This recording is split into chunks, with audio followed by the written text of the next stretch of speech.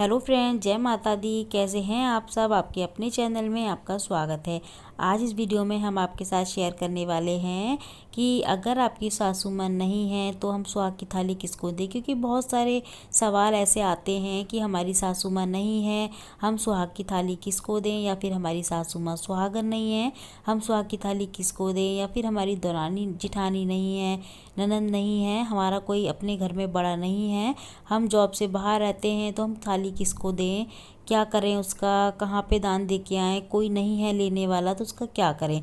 तो इस टॉपिक पे हम आज पूरी जानकारी आपको देने वाले हैं डिटेल में और अच्छे से समझाएंगे। तो आज वीडियो को पूरा लास्ट तक देखिएगा इसको, और अगर वीडियो ज़रा सी भी अच्छी लगे तो प्लीज़ लाइक ज़रूर करिएगा। तो चलिए फ्रेंड्स, वीडियो को चालू करते हैं और मैं बताती हूँ आपको कि आप सुहाग की थाली किसको दे सकते हैं अगर आपकी सासू माँ नहीं है या आपकी जिठानी नहीं है। तो देखिए फ्रेंड, सबसे पहली बात, अगर आपकी सासू माँ सुहागन नहीं है तो आप उनके हिसाब से सामान रखिए। मान लीजिए वो साड़ी तो पहनती होंगी, सूट भी पहनती होंगी, साड़ी नहीं तो सूट तो पहनती होंगी, तो आप उनके हिसाब से सूट या साड़ी रख सकते हैं।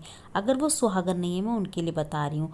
बायने में तो थाली जैसे कि पूड़ी होती है, अठ्यावरी वगैरह निकालते हैं हम, तो वो तो हम दे सकते हैं किसी को भी।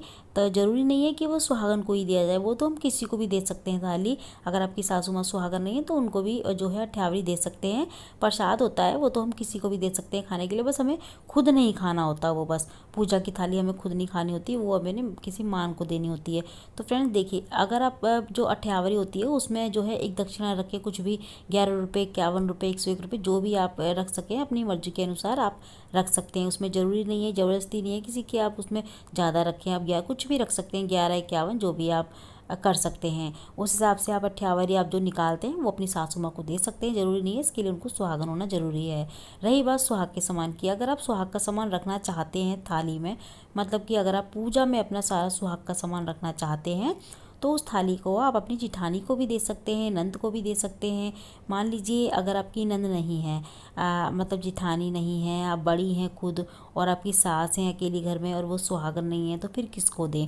और नंद भी नहीं है आपकी, तो आप किसको दें। तो देखिए फ्रेंड्स, अगर आप कोई नहीं है घर में तो आप, अगर आपके आसपास कोई पंडतानी है सुहागन, तो मंदिर में आप उनको भी दे के आ सकते हैं। वो आराम से ले लेते हैं, पंडित जी पंडताइन वगैरह ले लेती हैं, कोई दिक्कत वाली बात नहीं है। सुहाग की थाली और बायना भी, बायना तो आप अपनी सास को भी दे सकती हैं, कोई दिक्कत नहीं है इसमें।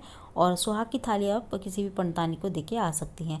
मान लीजिए अगर पंडतानी भी नहीं है, आपके आसपास मंदिर नहीं है, आप कोई ऐसे पंडित को नहीं जानते हैं जो थाली ले, तो आप जो है, जैसे कि आपके घर के आसपास कोई मान हो, आपकी चचिया सास हो या फिर उनकी बेटी हो, आप उनको भी ये थाली दे सकते हैं। आपकी दादी सास हो सुहागन, उनको भी थाली दे सकते हैं। अगर आपकी सास नहीं है, मान लीजिए अगर आपकी सास नहीं है और सासू माँ नहीं है, तो आप अपनी चचिया सास को, बहुत सारे रिश्ते ऐसे होते हैं अपने रिश्ते में बहुत, तो आप किसी को भी दे सकते हैं। ऐसा नहीं है कि आपको अपनी सगी सास को ही देना है या अपनी सगी नंद को ही देना है, ऐसा नहीं है। मान लीजिए अगर आपको कोई भी नहीं है, अपनी जिठानी भी मतलब चचिया सास भी नहीं है, नंद भी नहीं है, उनकी बच्चे भी नहीं हैं, लड़कियां भी नहीं हैं, और आप जॉब से दूर रहते हैं, मान लीजिए बहुत दूर रहते हैं जॉब से आप, तो आपके आसपास जो बड़ा हो, जिनको आप अपने नंद का दर्जा देती हों या फिर अपनी जिठानी की तरह मानती हों या अपनी सास की तरह मानती हों, आपके आसपास कोई हो सुहागन ऐसी, तो आप जिनको मानती हों, जैसे आपकी सास है, नंद है, इस तरीके से आप उनको भी मानती हों, तो वो थाली जो है उनको भी दे सकती हैं। ऐसा नहीं है कि इसके लिए जो है आपके सगे रिश्ते ही हों, बिल्कुल आपके बनाए हुए रिश्ते भी होते हैं जो उनको आप दे सकते हो ये सब थाली। तो फ्रेंड्स, इसमें कोई ये नहीं है, बस सुहाग की थाली है, पूजा का सामान है, इसको हर कोई आदर सम्मान के साथ इस थाली को ले लेता है, इसमें कोई दिक्कत नहीं है। एक प्रसाद के तौर पे होता है, सुहाग का सामान तो हर एक कोई लेने को तैयार हो जाता है।